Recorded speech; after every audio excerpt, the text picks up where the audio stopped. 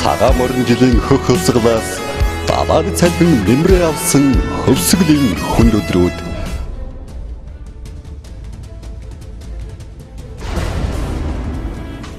Болор мөнгөн борон тусал орсноо гинэд цасан хяруугаар солигдож хүнгээ хунгаас салхин аясаар нүүр нүдгүй шууснаа тэнгэр цэлмэн наатгав.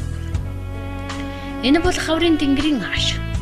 Хаврын тэнгэрийг олон ааштай хуримтгай зантаа хүүхэн шиг гэж хууччвал ярьдаг. Одоогоос 25 жилийн тэртех тэр нэгэн хаврын тэнгэрийн олон ааштай мөргөн хотын төв талбайд хөвсгөлийн хүнд өдрүүд хэмээн нэрлэгдсэн цагаан морин жилийн хөх хөвсгөл эхэлсэн төвхтэй. Энэ өдрөө бол 1990 оны 4-р сарын 27 байлаа. Эрх чөлөө хүсэмжилсэн, дуу хоолойгоо хүргэх гэсэн, үгээ чөлөөтөө хэлэх гэсэн олон монголчуудын хөвсгөлчүүдийн эрд зориг эвлэлтэн нэгдэх их эхлэл нь энэ өдөр байсан. Нэг намын буулгадор 70 жил хүчин зүтгэсэн ард түмэнд чухам энэ өдөр услуугаа чухал байсан юм а.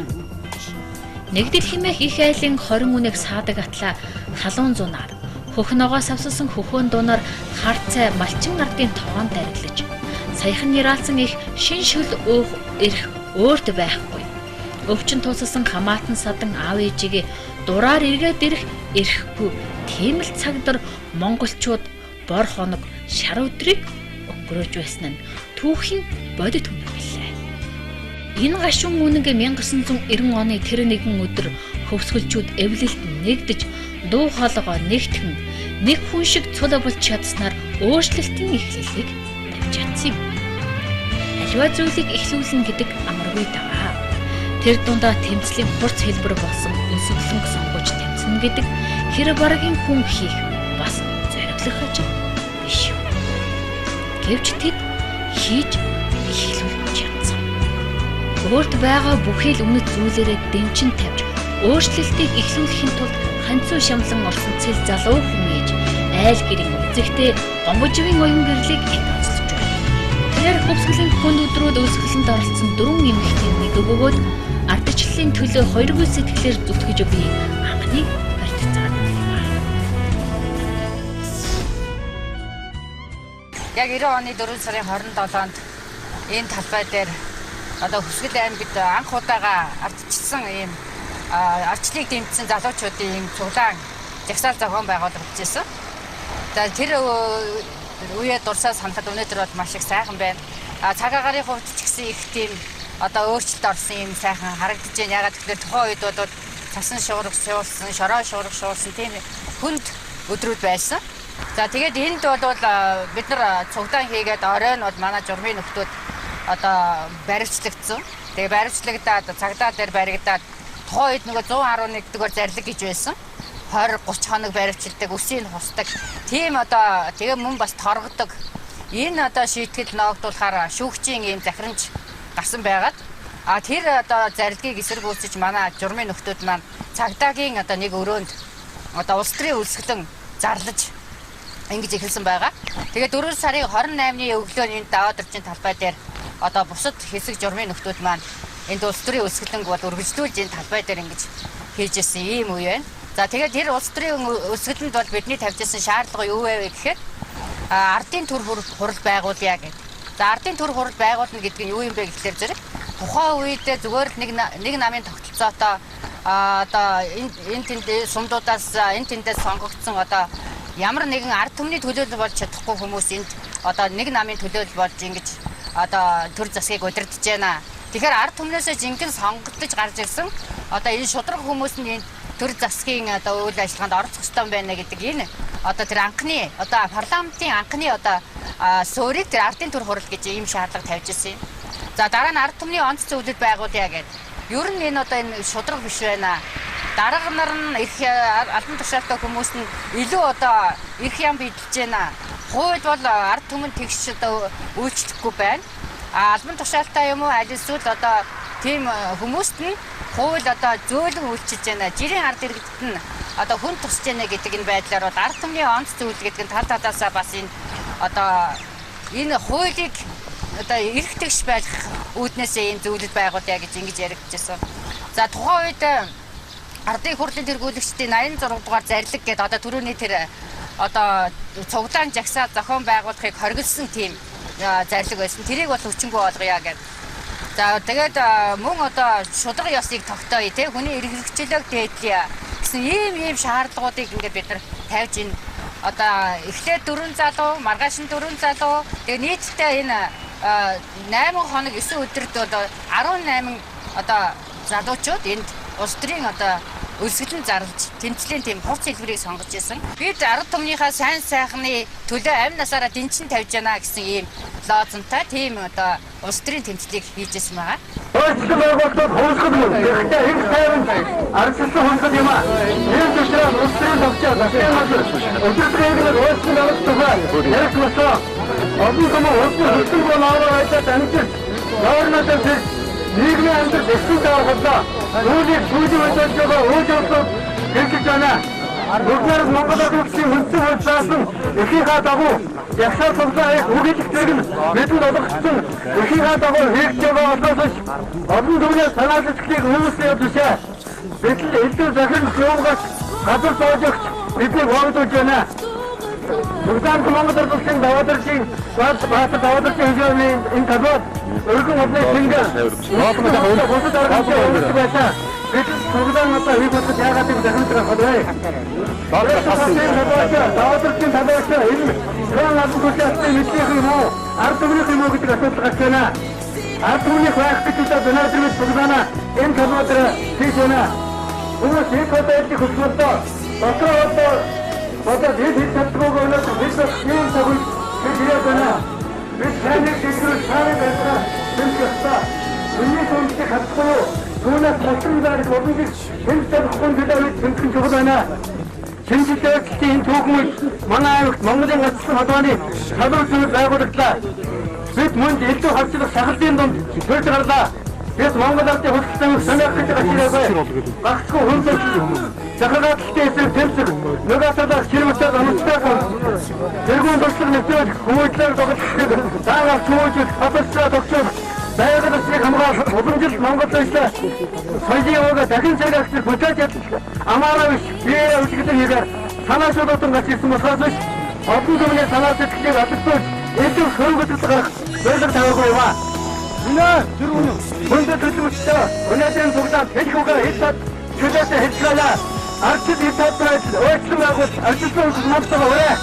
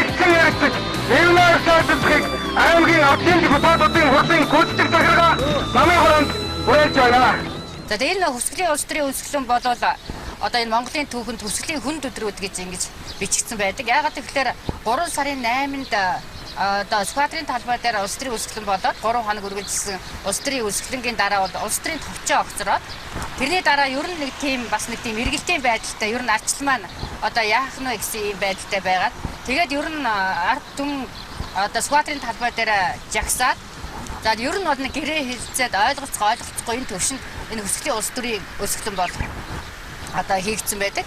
За энэ одоо өсгөлийн улс төрийн үүсгэлэн явагдаж явах үед бол маш олон одоо энэ ардчлалын төлөө тэмцэж явсан энэ залуучууд бол одоо төр засгийнхаа одоо удирдгуудтай өдөр болгон яриа хэлцээний ширээний ард ингээд сууж ирсэн.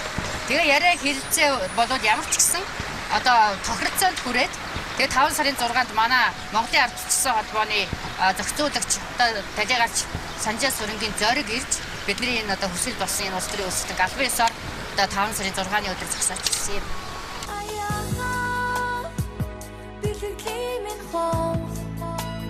Нэгэн 1990 оны 4-р сарын 24-ний 12 цаг 30 минутад Даваад орчийн талбайд аймгийн Монголын ардчилсан холбооны анхны цуглаан болсон байдаг.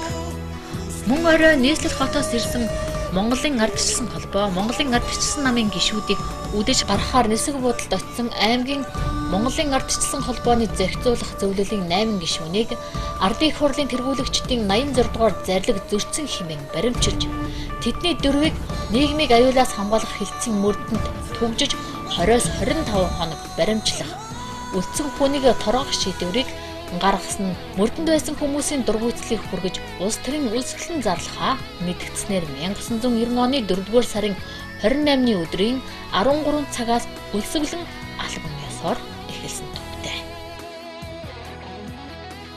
За би тухайн үед 90 онд 29 настай байсан. За барилга угсралтын тэрээстэд сантехникийн инженерээр ажиллаж байлаа. За 6 настай, 3 настай, 10 сартай юм 3 хүүхэдтэй. Би хүүхэдтэйс тэгээд айд орчоод ингээ өрөөдөөс чинь 2 дахь 3 дахь өдөр нь манай ээж ирдэг цагааудаас. Чи цагаудын сум нэгдлийн дарга нь Аварцд Баатар байсан.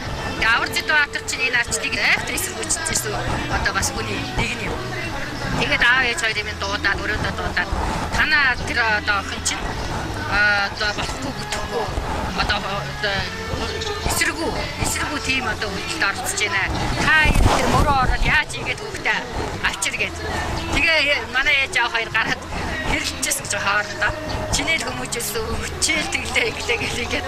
Тэгээ яг явж нөгөө хүний их манай ээж зайлууд ингээд хөдөөнөл авдсан шүү. Тэгээд хурцлээл. Тэгээд тэр нэг л харсан чинь тэр дууланд нөгөө нэг оюутан дүү хотод байсан чинь тэр онгоцоороос үрээд ирсэн юм байна. Тэгээд тэр ээж тэр хоёр зогсож чинь би уулзч чадахгүй байгаа юм болоод явахгүй. Тэр зохион байгуулалт амар хийж байгаа юм чинь. Тэгээд нэг тийш нь дагуулаад нэг манай нэг одоо чимээ хин чилээ дагуулаад тэр драмын театрын тийшээгээд явж байгаа харагдсан. Тэгээд хурж ирээд одоо нэг толгой дохиод над руу ингэж. Тэгээд яваад өгсөн. Тэгээд айлаас очиод 3 хүүхдээ минь аваад тэгээд ээж мөн яваад өгсөн байсан. Тэгээд хойд нөхөр маань одоо нэг социализмын үед ч сургууль төгсөнгүүд хаа дуртай газар нь хуваарилдаг тий. Энэ түнс суманд бол багшилж ирсэн. Тэгээд 3 хүүхдтэйгээ энэ барилга угсралтын тэрээстэй одоо энэ 27 гэж нэрлсэн энэ байранд амьдарч ирсэн. Тэгээ яг нь ер нь бол эхний үед бол энэ арчил шударга ёсны төлөө энэ арчилсан үзэлтэй хүмүүс бол нууц маягтай гэдэг бүлгэн маягтай бид нар чинь ингээд хүнээс одоо даалтуур уулздаг одоо утас гэж байх биш орой үдшийн цагаар нэг гихтээ уулздаг юм уу энэ тэнд уулздаг тухайн үед нөгөө шин толгойд нэг юм солид өрөөж өвцөн гэж сэтгүүл гардаг байсан. Тэрийг одоо хаанаас ч юм хотоос одоо зарим нэгэн байдлаар дамжуулж авч ирэл тэрийгээ бас үздэг. Үнэхээр тэр одоо залуучуудын хэлж байгаа тэр цуглаан жагсаалтаар хэлж байгаа тэр үгнүүд нь бол үнэхээр одоо цаг үеэ олсон. Энэ эдний төлөө залуучууд явах хэрэгтэй юм байна гэсэн нэг итгэл үнэмшил бол надад төрж ирсэн. Тэгээ яг ер нь бол тэнд яриад байсан зүйлүүд нь миний уншиж байсан зүйлүүд нь бол үнэхээр амьдрал дээр одоо зөрчилдөө те энэ дарганаар нь арай илүү их ям бэлтгэж гэдэг юм уу ямар ч гэсэн дарга нарын хүүхдүүд гэхээр арай нэг өөр байдаг ч юм уу одоо нэг тийм нийгмийн хуваарлтны хүртэл нэг тийм одоо сонин те одоо би өөрийнхөө амьдралаар жишээ авах дуртай байдаг. Яг тэгэхээр манай аав маань тэр 160 төгрөгийн одоо цалинтай манай чи ажил хийдэг. Ээж маань нөгөө олон хүүхэд гаргаад хүүхдээ өсгөд гэртээ байдаг. Би 6 дүүтэй. Тэгээд олуулаа ингээд одоо өссөн. Гэтэл яг сумын төв дээр одоо ажил хийж байгаа энэ хүмүүс нь 16 толгой малтай байх хэрэгтэй гэдэг ингээд бүр тогтооцсон. Тэгэл тэр дотор чинь нэг 2 хурагтай хон 2 тугалтай үнэ. Тэгэл нэг ойр зурх юм болоод 16 толгой мал болчтой. Тэгээд өвлийн эдшинтэй одоо юм мал гаргаж идэн гэдэг ойлголт бол байхгүй. Тэгэл нөгөө нэгдлийн баахан нядалгаа хийхээр тэндээс наам минь цогдоо худалдаж авдаг. Толгой шир баахан хэдэн шуудагаар нь худалдаж аваад ингээд одоо бид нар өвдийнхаа болоо зуныхаа хүнсэнд ингээд хэрэгэлдэг байсан. Тэгээд мөн зундаа болохоор нөгөө 2 үнэнийхээ сүг альбан журам гэдэг одоо уйч тэрийгээ ингээд зовоод зөөгөөд байна. Тэгээ аав минь намар одоо хичээлд орохын өмнө за хүүхдүүдийнхээ гидсийг одоо нэг цайлахгүй болохгүй нэ. Одоо үлдэгдэл сүгээ одоо цалингаасаа төлье гэдэг. Тэгээ энэ нэг ийм байдлууд нь үнэхээр тийм нэг байж болохгүй юм шиг. Яагаад хүн амын хүний ам бүлийн тоонд нь харьцуулж болохгүй гэж. Яагаад одоо тэр хүний авдаг одоо мөрхийн орлогод нь тохируулж болохгүй гэж. Тэгээ энэ битийн зүйлүүд бас байдаг. Тэгэл энд чинь одоо энэ дарга нар гэхээр одоо бол яг энэ сайхан олон машинууд байна. Энэ арчлын буйнаар бол хүн болгол машинтай байна. Тэр үед нэг аймгийн засаг дарга нэг 24 ундаг байсан нэг хар. Тэгээ тэрийг одоо тэр засаг одоо аймгийн одоо дарга нь унах гэхээсээ илүү гэр бүлийнх нь унж хэргэлдэг, үр хүүхдүүд нь унж хэргэлдэг, зугаалдаг тий. Тэгээд одоо нэг гэр орондоо авчиад гэрээ цэвэрлүүлдэг. Авгаа нар нь тэр одоо энэ төрийн албаа хаагчдыг загнадаг энэ тэр нэг юмнууд нь ерөөсөө биш байна л гэж ингэж надад бодогдоод ерөөсөө энэ шударга ёсны төлөө болоод энэ залуучууд бид нар одоо тэмцэх ёстой юм байна. Бидний яг ингээд нэгдэжсэн залуучууд болохоор яг энэ байгууллагын одоо сэхэдэн тэр үед нөгөө дээд боловсролтой инженерүүд гэдэг юм уу одоо сургуулийн одоо багш нар ийм хүмүүс байжсэн. Тэгээд нөгөө нийгмийн энэ өөрчлөлтийг хамгийн түрүү мэдэрч авсан хүмүүс юм болоо гэж ингэж боддог. Хүмүүс яаж өсөж байсан? Хүмүүс та нарыг бас өсөж байхад хандлага ямар байсан? Тэр үед ч одоо нийгэмжийн хэмжлэг болоод арангуул сэцлээ гэсэн үг байгаа шүү дээ. Хүмүүс юу хэрхэн хүлээж авсан? Тэгээ яг бид нар чинь нөгөө оройн журмын нөхдүүд маань цагдаа дээр баригдаа гэдэг тэгээд тэнд цагдаагийн үүдэн дээр одоо энэ уртл дээр 1-р 10 жилийн наадал цагдаагийн газар байсан. Тэгээд тэнд ингээд очиход гадаа нь пэг дөрөв хүмүүс аль хэдийн хүмүүс мэдчихсэн. Пэг дөрөв ерөөс ямар ч гэсэн багтаж одоо багтахгүй юм руу зүйлсэн. Тэгээд цагдаагийн хашаа руу баг ингээд дайрж орох гол ийм байдалтай. Тэгээд нөгөө бас дотроос нь манай журмын нөхдүүд тэр ард иргэд чинь одоо ингэж болохгүй юм байгаа гэж ингээд хойшлууд аюу зайлуулаад ингээд тэр цагдаа руу ямар ч гэсэн оруулахгүй. Тэгээд бас байгууллагуудаараа жигсэж орж ирж байсан. Тэгээ маргаашны улс төрийн үйлчлэн болоход бол энэ талбай пэг дүүрэн байсан. Тэгээ маргааш нь би суугаад яг тэр 3 хүүхдээ орхиод одоо явж чадахгүй би 29-ний өглөө одоо 28-нд улс төрийн үйлчлэлийн эхлээд би 29-ний өглөө энд орж ирж одоо нэг 2 нөхөртэйгээ хүрч ирж ингэж сууж исэн байдیں۔ Нэг хүүхдээ айлд орхио зохицуулчаад. Тэгээ яг энд бол тэгээ 3 дахь өдөр одоо манай Монгол Улсын ерөнхийлөгч захиагийн элбэгт орж бол бид нар 3 дахь өдөр нь энд хурж ирж энэ талбай дээр ерөөсөө одоо өглөө бидний дунд одоо ингэж өстэй дээлрүү мань орж хөвтөд өглөө энэ талбай дээр ингээд одоо дүүрэн бүр пэг дүүрэн багтахгүй ингээд цуглардсан байсан. Тэгээ эхний өдөр бид нар бол бас нэг цас шуургатай юм чинь ингээд гэр бариад тэгжээд л бас мэрсэрийн гэр дотор одоо шүүн идрээ иддэг уудаг гэлээ энэ төргээ юм яриад тэгээ бид нар чинь наад гэрээ болгох юм. Тэгээ гэрээ буулгаад зүгээр энд виски 2 давхар виски дэвсээд араар нь нөгөө ихтэй цагаан ор тавиад ингээд бүгдээрээ ингэж одоо энэ талбай дээр суусан. За ер нь бол одоо тухайн үед хэвлэл мэдээлэл хэдийгээр одоо баг байсан ч гэсэн төвдөө бол нөгөө улс төрийн пикетүүд хийгдээд цуглаан жагсаал зохион байгуулаад нөгөө хөсгөлийн улс төрийн үлсгэлэн дэмжиж Улаанбаатар хотод жагсаал цуглаан хоол одоо бүх аймагуудад бол энэ одоо энэ хөсгөлийн улс төрийн үлсгэлийг дэмжиж байна гэсэн юм жагсаал цуглаанууд одоо суултууд пикет гэж одоо ингэж тойрч хүрээлэх тийм үйл ажиллагаанууд одоо бас явагдаж ирсэн байлээ. Улс төрийн төвчөөний гишүүд нэгэ хуралдаа. За ер нь энэ хөсгөлийн улс төрийн үлсгэлэн яах вэ гэдэг ингээд бас ярилцчихсэн байдаг. За зарим нэгэн одоо гишүүд болохоор зэрэг энэ одоо баг дээр нь ер нь бол нухчин дарах ёстой. Тэгэл тэр үеэр чинь сонсгожсэн юм гэхээр нөгөө хятадын тянамын талбай дээр баг оюутнуудын одоо жагсаалыг бүгдийн танкаар дайраад өглөө юу ч болохгүй цэв зэрхэн байсан гэж тэрийг одоо бас зарим одоо дарга нар судалж байна. Энэ төргээл ингээд мэрсэр яригадаад за өнөө орой нэг ачааны цагаан онгоц ирээд одоо бидний бүгдийг ачаад явах юм гинэ. Энэ төргээл ингээд бүр ингээд тийм айц хүүдсөд мэдэж байсан. Гэхдээ бид нар нэгэнт одоо тэгэл амь насаараа дэнчин тавиад ингээд сууж байгаа учраас амар зоригтой. За баримтлах гээд ирвэл бүгдээрээ ямар ч гэсэн одоо сувтаад биенээсээ салахгүй шүү гэдэг ингээд биеиндээ ингээд зэрэгцэл хөвтөж байгаа хүмүүс чинь шивгнэлтэй тий. Гэхдээ ер нь энэ тэр улс төрийн үүсгэл би ингээ харахад маш их зохион байгуулалт сайтай байсан. Ингээд том тойрол ингээд одоо улаан туузаар ингээд яатсан. Тэгээд зохион байгуулалт хорооны гэдэг одоо нэмэнгийн чимэг зэрэг зохион байгуулалт хорооны дараагаар ажиллаад тэгээ хүмүүсийг ерөөсөө бид нар руу ингэж ойртуулахгүй. Тэгээд одоо дандаа гадна талаар ингээд хүмүүстэй уулзаад одоо тэднээс ярьцгаа тэднийг аль болохоор нөгөө ярихгүй ярих юм бол нөгөө тамир тэмхэн одоо мод нь гаднаас бас одоо энэ тархлаар сударсан байгаа юм чи өвчин эмгэг авах магадлал өндөртэй гэж 2 цаг тутам маск юм солиод тий ингээд энэ чи одоо 2 цаг тутам хурж иж үзээд за 2 хоноод бидний чинь эвэг дээр шинжилгээ авдаг гэсэн. За тэр нь юу гэж үзэж байгаа юм гэхээр одоо ингээд шинжилгээ авахлаа зэрэг ямар нэгэн өтгөн одоо тэр дотор нэг юм идсэн тийм юм одоо илэрх юм бол улс төрийн гэмт хэрэгтэн болно гэж ингэж үздэг. Зүгээр ер нь тэгэл нэг юм цав цагаан тийм л юм ардыг бид ерөөсөө тэгэл 2 цаг тутамд бид нар 2 өдөр болгонд телевизэм тавьж ус биднийг шинжилж байсан. Тэгээ ер нь одоо ингээд тухайн үед бол мэдээж эхний 3 өдөр бол мэдээж нэлээд жоохон хүнд байсан. Телевизэм тавиад энэ одоо дотор юу ч байхгүй бүх шинжилгээнд ороод ингээд сууж исэн болохоор зэрэг эхний 3 өдөр бол одоо жоохон хэцүү.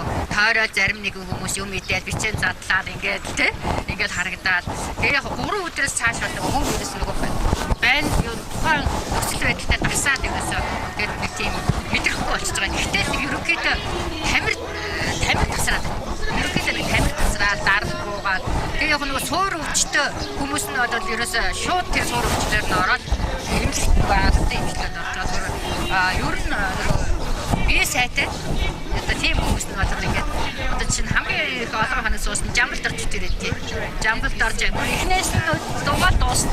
За би 2 өдрөөс нь ахуулаад ингээд дуусна гэж хэлсэн. Тэгээ яг эрүүл уучраас даах чадвар их сайтай байдаг юм байлээ.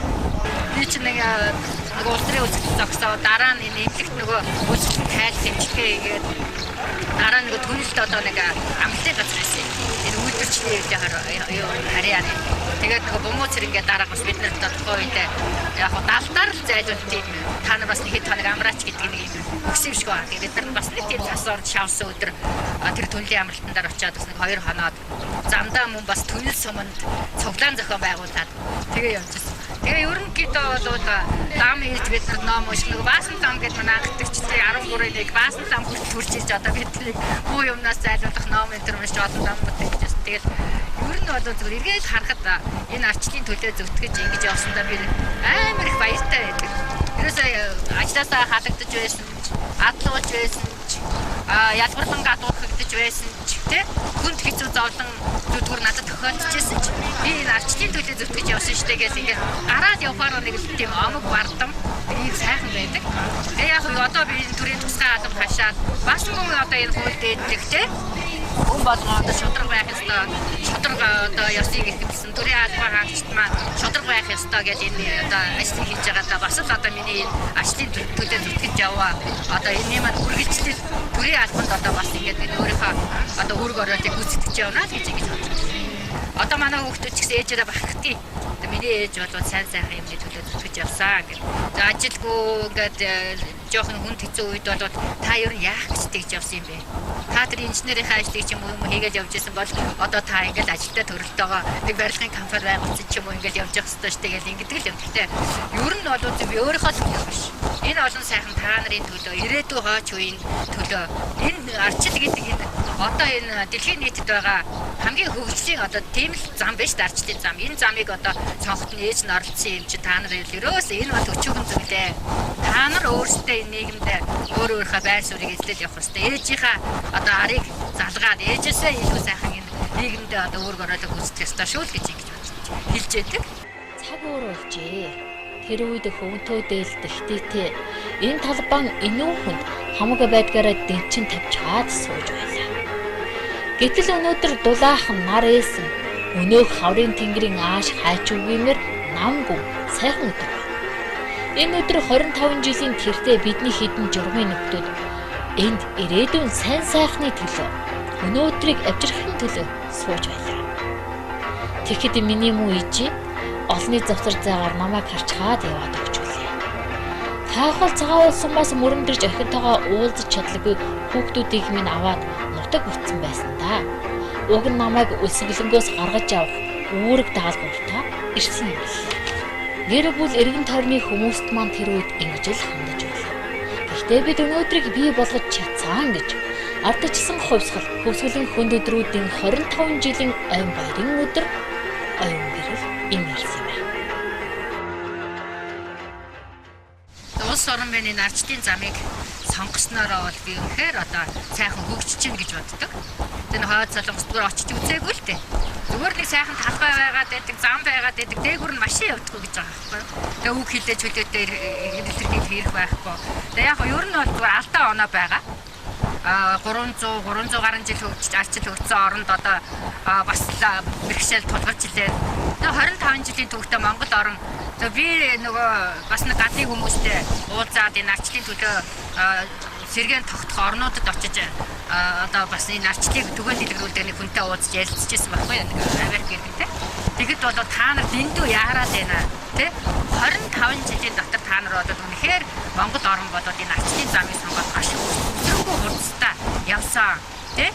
Одоо алдаа оноо байсан ч гэсэн тэрийгээ сайжруулад явах ёстой. Энэ бол үнэхээр одоо хаач одоо дэлхийн нийт дээр арчлыг энэ хурдан байгуулж хөгжүүлсэн ийм улс орн байхгүй. Монголын жишээг та нар авч байгаа штэ гэдэг ингэт нь бол үнэхээр бас бахархдаг зүгээр алдаа оноо одоо янз бүрийн юмнууд нь одоо хов арчлын төлөө зүтгэж явсан энэ төрийн өндөрлөг гарсан энэ хүмүүс эсч болж байна. Дотоод зөрчлөөс өөрчлөл болж байна. Ард түмний маань энэ хувцас Эч бас холбоотой байна. Тэгээд ямар ч ихсэн энэс өөр зам байхгүй юм чи. Энэ замаа сайжруулаад одоо явах байх. Дээр нь одоо мэдлэгийн нийгэм байгуулна гэж ингээд манай боловсролын сайд ярьж байна. Энэ залуучууд бүгдээрээ мэдлэгтэй байгаад энэ арчтаа бэхжүүлээд тэгээд энэ одоо улс орноо өшөө сайхан хөгжүүлээд ингээд явах байх. Суур юмнууд нь одоо ингээд сайхан тавигчтай хүн болон өөрийн гэсэн өмчтэй боллоо тийм ээ. Өөрийн гэсэн хөрөнгөтэй боллоо. Юу хийх одоо боломж нөхцөл байдгийн бол хийх болцоонд хүрдлээ. Үнэхээр чадвартай бол хаач очиод ажиллах одоо боломж нь хүрдлээ.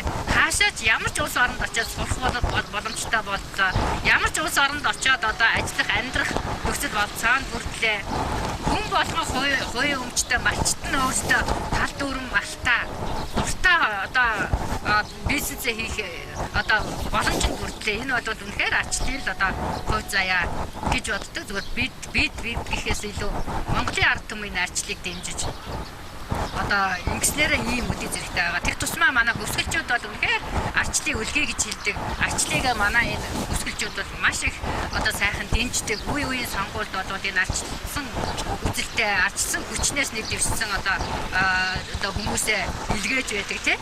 Тэгэхээр бол энэ цаашлаа бол сайхан хөгжих ба. Гэтэ хамгийн гол нь нэгтэй тийм. Ингээд одоо бидний араас гарч иж байгаа энэ залуучууд ийм шудраг байгаасаа альва ажилд шудраг байгаасаа чин сэтгэлээсээ байгаасаа гэж би хүсдэг. Бүтээсэн бүтээл цогцлоосон юмтай байна гэдэг хүмүүний амьдралын хамгийн том болц. Оюун гэрэл амьдралаасаа энэ олзыг олж чаджээ. Залуу халаа үеийнхэн бид өнөөдөр үгээ чөлөөтөө хэлж үзэл бодлоо хэн нэгэнд дарамтгүйгээр илэрхийлж сурч боловсрч байна.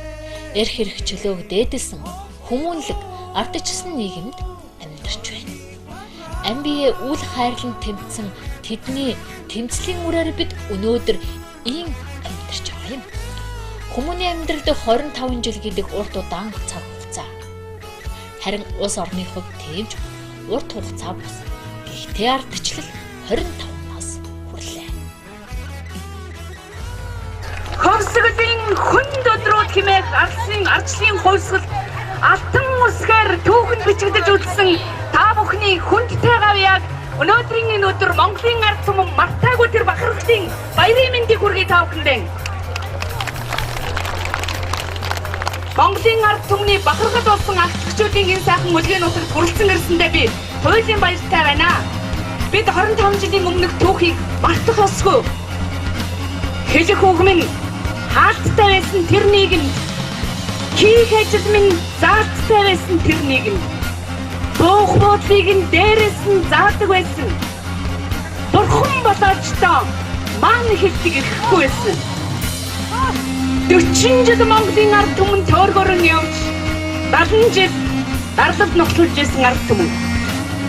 Тэртээ 25 жилийн өмнө та бүхэн маань энэхүү Даваадржийн хэмээх талбайдан бүхнээ суртаж нийгмийг соргог мэдэрч эрд зөрг гаргаж чин зүрхээрээ Монголын ард түмний энэ амьдралыг эргүүлж чадсан гавьяатай хүмүүсээ баяр хүргэе та бүхэндээ. Өнөөдөр та бүхэн маань бие биедээ баяр хүргэх ёстой. Энэ сайхан өдөр бид эргээд сайхан бүхнийг эргэж харах ёстой. Өнөөдөр бид та бүхнийхээ тэмцлийн ачаар та бүхнийхээ үүсгэсэн энэ сайхан арчлын ачаар үгэн хэлдэг эрхтэй болсон тийм биз? Үндүүддэг дарахтай болсон тийм биз? Маань хэлдэг эрхтэй болсон тийм биз? Махаа иддэг өмчтэй болсон тийм биз? Маргааш гэдэг завтай болсон бид. Монголын ирээдүйг бид нар өөрчилж чадсан гавьяатай хүмүүс баяр хүргэе та нартай. Эрхэм мөндөд журмын нөхдөө, эрхэм мөндөд хөвсгөлчүүдээ. Эдгүүгээс яг 25 жилийн өмнө 1989 оны Жавар тачигсан үед Монгол улсад коммунизмын таталтаар дэглэмийг таслан нураах, хүний эрх, эрхчлөөг дэглэсэн эрхцүү төрийг байгуулах анхны цуглаан болж улмаар 1990 оны цагаан морин жилийн ардчсан хувьсгал хэмээн түүхэн тэмдэглэн үлджээ. Энэхүү хувьсгалын үүрэгт манлайлан оролцож түүхийн ит түчээг тийлдсэн ардчсан хувьсгалын анхдагчид, ахмадууд, хөвсгөлчүүд та бүхэндээ ардчсан хувьсгалын 25 жилийн баярын халуун мэндийг өргөн дэвшүүлж байна. 1990 оны цагаан морин жилийн ардчсан хувьсгалын өмнө байдал ямар байв? Монгол орны соёл түүхийн давтчгүй үнцүүд болох 330 гаруй сүм хийдэ устгасан. Түүхийн бүхий л үнц зүйлээ судалж, уншиж, бичиж ярьж болдгүй эзэн бог Чингис хааныхаа нэрийг хэлэх хориотой байлаа. Улс төр нийгэм эдийн засгийн бүхий л бодлогыг Москва чийдэж байлаа. Москвагийн үгэнд ороогүй мянган Монголын сор болсон сэхэтнүүдийг буудан хороож, хэлмэгдүүлж, Монголын тусгай тохиолдлыг аль болох саармжуулж байна. Хувийн өмчийг хураан авч бүх өмчийг нэмэх болов. Ямар ч хүнд ашиг орлоготой ажил хийсэн 150-аас 800 төгрөгийн хөдөлмөрийн хөлс авч амиа зонгож байсан. 500 мал хариулаад эхнэрээ төрөхөд хоолны шүлний хонь идэх 15 үнээс хагаад аяр цай шүлж хөгшин ихтэй өөх хэрэггүй ертөнцийн шар нар бол хоногийг өнгөрөөж байлаа. Орон нутгаас гадаад оронд явах битгий хэл мөрөнгөөс түнэс суманд явж ажил гүйцэтгэх ах дүүсээ эрэхтэй 3 хоногийн зам явах буюу одоогийнхоор бол виз авдаг байв. Нэг намын систем ноёрхож хүний эрхчлөөс уландаа гიშгэн сонгуулийг ор нэр болгон зөвхөн нэг хүний төлөө 99.9% сонгуульд оролцож 99.9 саналаар урдсан төлөвлөсөн нэгэн намын гишүүнийг шатны депутат сонгодог байжээ. Монгол ардын хувьсгалт намын гишүүн бол сурч боловсрол албан тушаал ахих боломжийг бүрэн хаасан байлаа. Эдгээр байдлуудыг халж улс орондоо ардчлал шинжилэл, хүний эрхчлөөг тунхаглан зарлах, хүнийг өмч хөрөнгөтэй болгох, шашин сүтэх, эрхчлөөг нээж дэлхийн орнуудад сурч хөдөлмөрлөх эрхийг нээж тэдгээртэй хөл нийлүүлэн алхах боломжийг олгох, сонгогдох эрхийг олохын төлөө өвлийн жавар хүн сурталын гинж, хуучин байдлаа хадгалахын төлөө улайлагчид, цэрэг армийн сөрөгчдөө үл ан амаараа дэмжин тавьж хувьсгалыг хийгч та бүгдийн ээж ах トゥ журмын нөхдүүлээ. Тэр үеийн түүхэн тэмцэлд оролцож байсан хөвсгөлийн нутгийн хүү арчлалын цогтой тэмцэгч Лувсан бүрийн Батцуур, Дамдаржагийн Чалгаажав, Лаган лагчгийн Жамбулд орж, Бэг цэрэнгийн Олзбаатар, Данзангийн Богшараг, Должингийн Цог Бадрах, Төгөлдрийн Баяр Заргал, Чулуунбаатарын Ганхүү, Бас цэвгийн Саран цэцэг, Гомживийн Оюун гэрэл, Балдан гомбын Мөнх жаргал, Мигмарын Сэрд орж, Лувсан дагвын Галбаатар, Данзангийн Батчаргал, Санжаагийн Баян мандал, Палмын Баатар цогт, Ядамжавын Давгад орж, Чимэг цэрэнгийн Оюун гэрэл, нарын олон залуус аймаг үеийн хайлтгаар улс орондоо өргөнсөн ардчсан хөдөлгөөний яалтыг урамшуулахад оюутай төлөө үзүүлсэн юм а. Эдгээрийн гавьяа зүтгэлийг энэхүү 25 жилийн өндөрлөгөөс энэ цугаа хөвсгөлийн ардчсан намын нэг гишүүд дэмжиж бид хүн тэмдэглэн онцгойлон алдаршуулж байна. Энэ их үйлсд олдож явсан журмын нөхдөөс Батсуур, Орших, Халтар, Бүрөвд орж, Мөнх сүлд, Ганхуу, Хишиг мөнх, Галбаатар нарын нөхөд маань Хорвоогийн мөнх тусныг үзүүлсэн тэдний гэгээн дуусгалыг хорон хугацаанд босож хүнтэй үзүүлцгээе.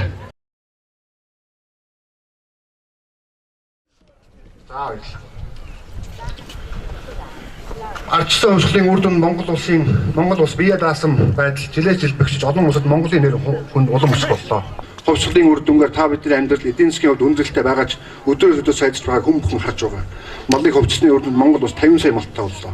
Өдөө аж ахуйн үйлдвэрлэл зөвхөн энэ жилхэд 80% өслөө. Манай аймаг 3.8 сая толгой малтай болж газар тариалангийн үйлдвэрлэлээр аймаг бүрэн хангаад бусад аймаг руу экспортлох хүчин чадалтай боллоо. Мөрөн хотод 1990 оноос өмнө 10 хүрэхгүй тооны хувийн машинтай байсан бол өнөөдөр хувийн машин дээр машиндаа өрхөд тоосноос машингүй өрхөд тоолбол арай хэлбэр болжээ.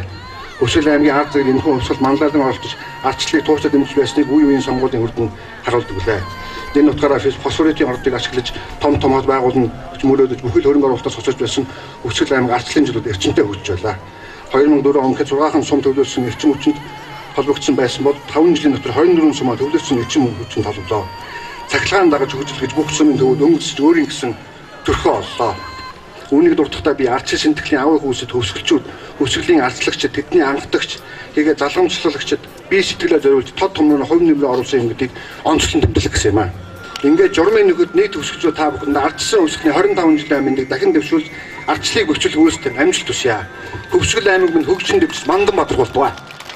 Баяр үргээ! Хүрээ! Хүрээ! Хүрээ! Энэ сайхан өрөөл бод сайхан орчиж төгс сайхан дэлгэрэх болтугай. Хөрсгөлчүүч та бүхний маань санаж бодож байгаа бүхэн өдрөөс өдөрт дэлгэрч ардчлал төгс утгаараа ялалтанд хүрээсэй гэж би бас хувийн зүгээс хичээн бүлэн хүсэж байна. Сүлдэндээ тавьсан морин хүлгийн эзэд сүүдрээс нь хүртэл гүрэн ус айн жичирч байсан агуу хэзэн Чингисийн удам эрен хонготой монголчууд эрхэм Чингүнживийн үрсэд та бүхнийгаа өнөөдрийн энэхүү бэлгэд имбэрлэлтэй сайхан өдөр сэтгэл зүрхний дуудлагаараа тэр үед бид хамтдаа дуурж эгшгэлүүлж байсан ардчлалын маань сүлдэдөө хонхныхоо дууг хамтдаа дуурж эгшгэлүүлье хэмээн хүндэтгэж байна. Заамхэр Монгол гэдэг зөрөгтөн ирчүүд нь зодгондоо чангаар зогсоогоор нөгчдөг зоримг их орн байдаг. Монгол гэдэг сарангой сайхан хүүхнүүдийн маань салхинд борлуулдаг сайхан их орн байдаг. Монгол гэж тэнгэрэн цалмиг тэгш тадан цэлгэр тэнд суугчтан цоглог тиймэртэй тэр дэлхийд хасгүй сайхан орн байдаг. Монгол улсыг маань ардчлалын үлгий бол ардчилсан орн бол зарлахад үн хүндтэй хувь нэмэр оруулсан эрхэм хөөцгөлчүүдэд дахин баяр хүргэе. Энэ бол та нарын маань түүх шүү. Монголын ард түмний түүх алтан үсрэсээр үсгээр бичигдэх ёстой түүх юм шүү гэдгийг омогшин хэлэхэд том таатай байна. Ингээд хамтдаа ардчлалын маань сүлдэдөө хонхны дугааг шилжүүлцгээе.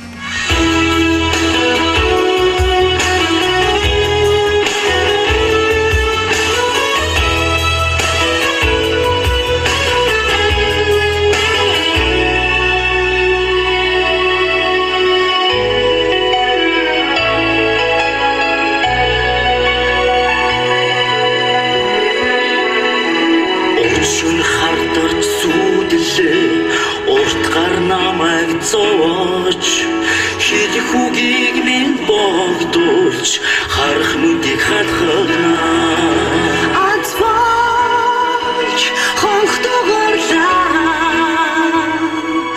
араяда нарнаас ирлээ хонхны дуу бидний зирээ хонхны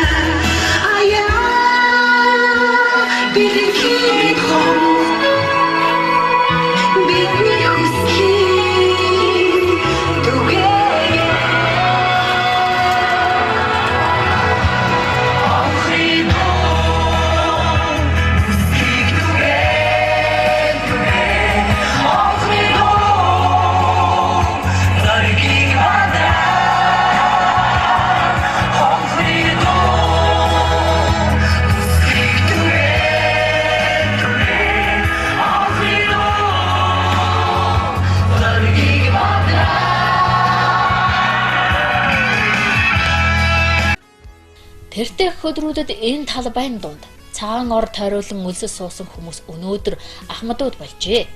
Цэл залуу наснда тэмцлийн гал шуурга дундуурсарж явсан тэдэнд хойчийн бидэнд захиж хэлэх зүйл их олон бий. тухайн үеийн үлсгэлэн зарлагчдаас ардын төр хурал байгуулах, ард түмний онц зөвлөл байгуулах, бүгд найрамдах Монгол ард улсын ардын их хурлын тэргүүлэгчдийн 1990 оны 4 сарын 7-ны өдрийн 86 дугаар зарилгын заалтыг өөрчлөх, Мөрөн хотын ардын тэргүүлэгчдийн хурлын тэргүүлэгчдийн тогтоолыг хүчингүй болгох, Монголын ардчилсан холбоо, Монголын ардчилсан намын гишүүдийн эрхийг хамгаалах шаардлагыг тус тавьсан байдаг. Энэ шаардлагыг тухайн үеийн удирдлагууд хүлээн авснаар Үлсгэлэн 1990 оны 5 дугаар сарын 6-ны өдөр алан ёсоор зогсжээ.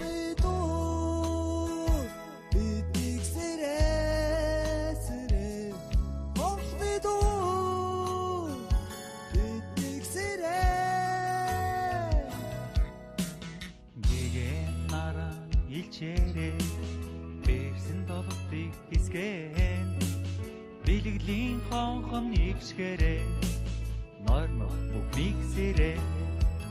Одоогоос 25 жилийн өмнө 90 оны 4 сарын 27 яг энэ цаг мөчүүдэд энэ талбай дээр цуглаан зохион байгуулсан Монголын ардчилсан албаноос би тэр үед Өсвөл аймгийн Монголын ардчилсан албаны зохицуулагч ажилладаг байлаа. Тэгээд тэр цуглаан зохион байгуулж явах явцвал ямар зорилготой байсан бөгөөд энэ цуглаан Монгол улс дээр зохион байгуулагдсан. Урд өмнө өгсөн тухайн үеийн төр засаг намд өгсөн албан шаардлагын хариу авах ийм цуглаан зохион байгуулсан. Мөн тэрний нэг хэсэг Өсвөл аймгийн Мөрөн хотод аваад ажилладаг байтер зохион байгуулагдаж байсан юм аа. 1990 оны 4 сарын 27-ны энэ өдөр энэ талбай дээр улс төрийн том үйл явдал болсон. Түүнээс хойш 25 жил өнгөрч тэр үед 20 хэдтэй залуу тэрхүү үйл явдалд оролцож байлаа. Тэгээд хүний амьдрал бол 25 жил уртл байна л да тий. Олон үйл явдал өнгөрч байна. Тэгээд энэ үйл явдал маань бол түүхэнд хөвсгөлийн хүнд өдрүүд хэмээн тэмдэглэгдсэн нэг нийгмийг нөгөө нийгмээр сольсон ямар нэг мөргөлдөөн дайн тулаан тийм асуудал болоогүй энэ гайхамшигтай хувьсгал энэ хувьсгалыг монголчууд бас гадна бас дэлхийн нийтээрээ бас сонирхон судалж байгаад бид одоо бас тухайн үед сайхан үйл явдалд оролцож байдээ. Азтай байжээ гэж боддог. 25 жилийн тэртэйг эргээд харахад ер нь та ер нь дайч явж ухрах шантрах зүйл байв уу, айх явдал байв уу тэр үед ч бас хэцүү байлаа шүү дээ. Тэр үе чинь нэг нийгэмтэй үг хэлэх хориотой би чинь сургуулийн багш байсан тий. Зөвхөн конспектээр хичээл заана. Тэгээд тийм л нийгэм байсан. Тэгээд тэр үед бол хүнд юм бол байсан. Би энэ 10 хэдэн нөхдөйгээ амнасаа дэнцэн тавиад эх орныхоо төлөө явж байгаад ямар их эрг зоригтой ямар их хүч хаанаас нь гарддаг юм бол гэж бодож гайхаж байсан. Бас манай Жамбал дорж ихэд 205 цаг ямар ч хилэн дээр юм тавихгүйгээр энэ тэмцэлд хамгийн хатуу одоо замыг туулж исэн. Энэ болгоны харахаар бол ямар их төвчээр улс орон газар нутаг энэний төлөө ямар их тэмцэл, ямар их эр зориг хүнээс гардгийг би тэр хүмүүсээс харж байсан. Тэр үед цуглаан зохион байгуулах гэж явах үед бол одоо аймгийн прокурорын мэдээллийг үе уншиж байлаа. Тэр мэдээлэл юу гэж заасан бэ гэвэл одоо аймгийн ардчилсан албаны зохицуулагч шалхааж энэ хууль бус үйл ажиллагаа зогсоож цуглаан зохион байгуулалтаа зогсоохгүй бол 86 дугаар зарлагын дагуу хариуцлага тоосноо гэсэн мэдээлэл прокурорын мэдээллийг шугамын арадаар тэр үеийн баймбаа нэвтрүүлж байлаа. Тийм дарамтанд дор хэдийгээр энэ цуглаан зохион байгуулагдсан ч энд бол талаар дүүртлээ хүн цуглаж бид нар бол цуглаан дээр мэдээлэл шаардлага бүх юмаа хийж ингээд цуглаанд харсан. Цуглаанд харангуут цуглааны зохион байгуулсан аймгийн Монголын ардчилсан албаны зохицуулагч нарыг одоо баримтжилсан. Цагдаагийн хэлцээр аваачсан. Тэгээ байлгаж яагаад орой 8 цагийн үед бид нар явуулаад маргааш өглөө шүүхтэр аймгийн шүүхтэр 8 цагт байж бай. Ингээд бид нар аймгийн шүүхтэр 8-аа яваад атсан. Шууд одоо аймгийн шүүхийн захирамж шүүгчийн захирамж галсан бонцог гэдэг шүүгч байсан. Тэр хүний шүүх захирамж уншаад намайг 25 хоног баримтлах. Бусад 3-ын маань 20 хоног баримтлах. Нөөдсөн 4-ийн маань 500 төгрөгөөр торгох. Ийм одоо шүүгчийн захирамж гарсан. Ингээд сүүлд мэдсэн ийм бичгийг бол одоо энэ хүмүүс арга хэмжээ тооцсон албан бичиг тухайн үеийн нийгмийн амьд хамгаалах хэлтсийн аймгийн дарга шүүх рүү өгсөн. Тэр бичгийг үндэслэж шүүх одоо бид нар тийм арга хэмжээ авсан. Ингээд бид нар цагдаагийн урьдчилан хорих төвд шууд шүүхийн дараагийн өрөөнөөс аймгийн цагдаагийн хэлтсийн урьдчилан хорих төвд бид дөрөв аваадсан. Тэгэхээр Батсуур Багшаар Олзбаатар бид дөрөв тэр 20-25 хоног баримтлагдах ийм шийтгэлтэйгээр тэнд очсон. Ингээд бид нар тэнд байж байгаад одоо ерөөсөө энэ болохоо байлаа. Ингээд дөрвөн шаардлага бичээд улс төрийн үйлчлэгийн зарлахаа мэдэгдсэн. Тухайн үеийн цагдаагийн хэлтсийн даргууд энэ бидний мэдгдлийг хүлээж авахаас татгалзсан. Өөр айгаад би хүлээж авахгүй. Нарыг үйлчлэгийн зарлах юм би хүлээж авахгүй. Ингээд бид нар тэрийг мэдгдлээч өгөлгүй. Аймгийн цагдаагийн хэлтсийн урьдчилан хорих байранд үйлчлэнгөө зарласан. Түүнээс одоо 2-3 цагийн дараа манай нэг 500 төгрөгөөр торгуулдаг дөрөв нөхөр маань энэ даваа ташил бай дээр бас үйлчлэгийн зарласан. Тэр өдрөө ингээд 8 хүн ихэлж үйлчлэгийн зарласан. Үйлчлэгийн шаардлагыг дөрөв хэлсэн байгаа. Энэ бол ардын төр хурлыг байгуулах, ардын их хурлын 86 дугаар зарлигийг өчнгөө болгох, ард түмний онц зүйлийг байгуулах гэсэн шаардлагыг тавьсан. Тухайн үед үйлчлэгэнд оролцож байсан эмэгтэйчүүдээ бол хүндэлдэг, дурсдаг. Би тухайн үед бодож байсан энэ хүүхнүүд бол орохгүй байх гэж бодож байсан. Гэхдээ бол нэг тухайн үед бол зориглож зүтгэсэн тухайн үеийн улс төрийн нөхцөл байдлаас шалтгаалаад ард түмний сэтгэл зориг хаашаа явж ирсэн нь илэрэл болсон гэж боддог. Өсгөлийн улс төрийн үйлчлэгийн үр дүнд 5 сарын 5 90 оны 5 сарын 5-нд тухайн үеийн улс төрийн дөрвөн гол нам болох Монгол Ардын Явсалт нам, Монголын Ардчилсан нам, Монголын Социал-демократ нам, үндэсний төвшөлт намын оролцоотой ийм хэлэлцээр болоод тэр хэлэлцээр дээр бол одоо 5 сарын 5-нд хамгийн сүүлд Монголын Ардчилсан намын дарга Батуул, Эрдэнийн Батуул гарын өсгөл зурснаар тэгээ 5 сарын 6-нд өсгөл нь зогссон. Тэр тохиролцоо ямар юу байсан бэ гэвэл бүгд найрамдах Монгол Ард улсын үндсэн хуулинд нэмэлт өөрчлөлт оруулах ийм тохиролцоонд хүрсэн. Ямар үндсэн ямар зарчмаар барьсан бэ гэвэл за олон намын оролцсон сонгуул явуулнаа. Нэг тойрог дээр хэдэн шөнөөр дэвшиж болно. Нэгдүгээр ардын их хурлыг бүгд найрамдах Монгол Ардын ардын их хурлыг бол мажоритар системээр сонгуул явуулж байгуулна. Ингээ 430 тойрог байгуулна. Бүгд найрамдах Монгол Ард улсын баг хурлыг бол болтон системээр нам сонгох системээр байгуулна. Ингэж үндсэн хуулинд нэмэлт оруулаад энэний дагуу нэмэлт оруулах тохиролцсон. Энэ тохиролцооны дагуу 1990 оны 5 сарын 5-нд бүгд найрамдах Монгол Ард улсын ардын их хурлын шуулган хуралдаж яг энэ тохиролцоогоор бүгд найрамдах Монгол Ард улсын үндсэн хууль нэмэлт орсон юм. Ингэснээр бүгд найрамдах Монгол Ард улсын улсын баг хурал байгуулагдаж Монгол улсын шинэ ардчилсан үндсэн хуулийн төслийг боловсруулах, хэлэлцэж батлах энэ үйлчлэгээ эхлээд 2 жилийн дотор энэ үйлчлэгээгээ амжилттай явуулж Монгол улсын шинэ үндсэн хууль батлагдсанаар бүгд найрамдах Монгол улсын баг хурал өөрсдөө хугацаанаас өмнө өөрийнхөө санаачлагаар тарсан. Уг нь баг хурлын хуулийн дагуу 5 жил уцаатай байх байсан боловч бид тухайн үед баг хурлын гишүүн байсан. Бид бол шинэ Монгол улсаа шинэ үндсэн хуулийн дагуу шинэ төр засаг байгуулъя. Тийм учраас бид одоо ингэж харъя. Өөрсдөөс нагаар тарж ардын улсын их хурлын сонгуулийг явуулж 92 онд улсын их хурл сонгогдож байсан юм. Тэгэхээр өсгөлийн үр дүн бол асар их. Монголын ардчилсан улсгалын эрхчийн үнцийг баталгаажуулсан. Хуулиар баталгаажуулсан. Өмнө ямар ч тийм ардчилсыг одоо дэмжсэн баталгаажуулсан тийм хууль байгаагүй.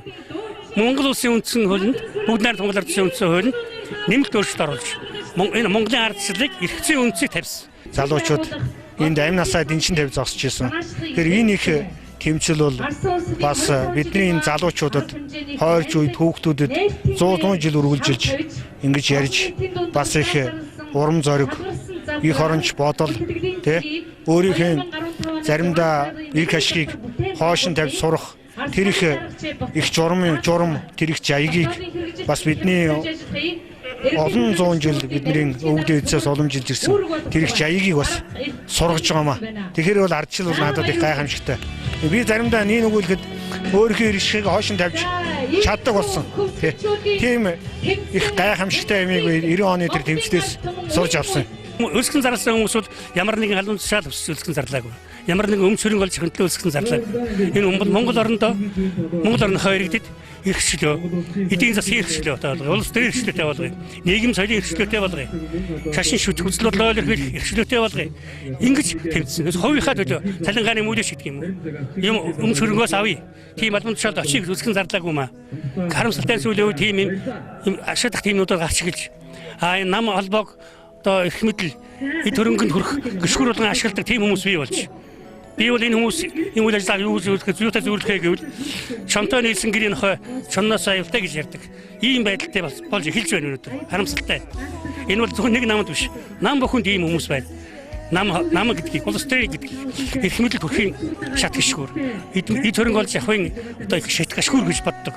Тийм хүмүүс Монголын төрд орж ирээд байна. Энэ бол хамгийн аюултай үзэгдэл.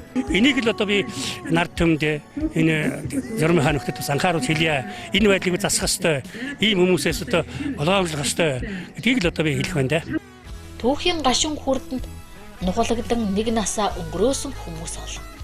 Гэхдээ 8 хоног 9 өдрийн үрээд тэртех он жилүүдийн гашуун үнэнг ахмадууд нь мартагнаж залуу халаа үеийн бид төсөөлөгч үгүй яваа. Энэ цагийг бидэнд бүтээж өгсөн тэртех 25 жилийн өмнөх хаврын тэнгэр доорх тэр 8 хоног 9 өдрийг өнөөдрийн бид мартах учиргүй.